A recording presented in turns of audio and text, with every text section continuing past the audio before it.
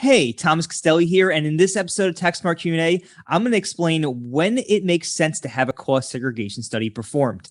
Before I break all of that down, if you do like this video, make sure to hit that like button to help get the video into the hand of more real estate investors and help them become tax smart. All right, so when does a cost segregation study make sense? Well, a cost segregation study is going to make the most sense and be the most powerful in the following scenarios.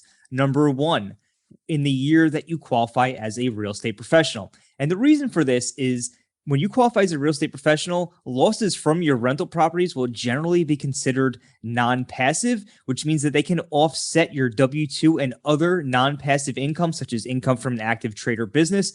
And that has the power to significantly reduce your tax bills from those sources. Similar to the real estate professional status, having a cost segregation study performed on a short-term rental property that you own in the year that you're going to be using the short-term rental loophole can also make those losses non-passive and can offset your W-2 or other business income, and has the power to significantly reduce your tax bills on the income from those sources. So real estate professional status and short-term rental loophole both make your losses non-passive on your rental properties and can help you offset the income that you're producing from active sources like a W-2 or active trade or business. Now, number three is going to be in the year that you acquire a property and sell another rental property. So in other words, you buy a property, or you sell, rather, it probably looks more like this. You sell a rental property and then you buy another one in the same calendar year. And what you can do is you can have a cost segregation study performed on that newly acquired property, as long as you place it into service in that year, of course. And then the losses from that new property can be used to offset the gain on sale of the old property. This is actually a really popular alternative to using a 1031 exchange, because using this strategy, you're still able to reduce taxes, or in some cases, eliminate the taxes in that year from the sale of a property by deferring them into the future using the losses generated on the new property through a cost segregation study. So very powerful strategy there, and a very powerful exit strategy at that.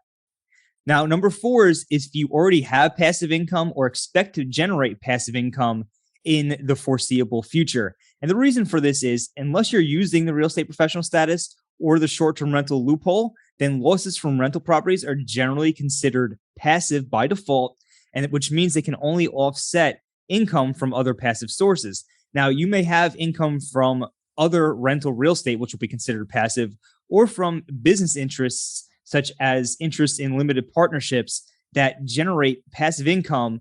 And you can use the losses from your rental properties that are generated through the cost segregation study to offset these other sources of passive income. So kind of to summarize that there, let's just say that you have rental properties and you know you're going to have strong cash flows and income over the next few years. You might consider having a cost segregation study performed on one or more of your properties in order to potentially offset any passive income you have in the current year.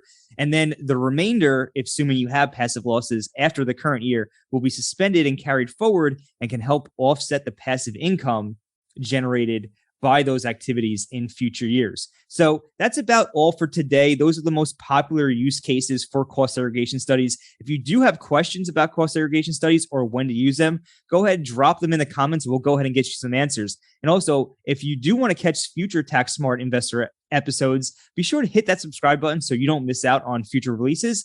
And we'll catch you in the next episode of Tax Smart Q&A.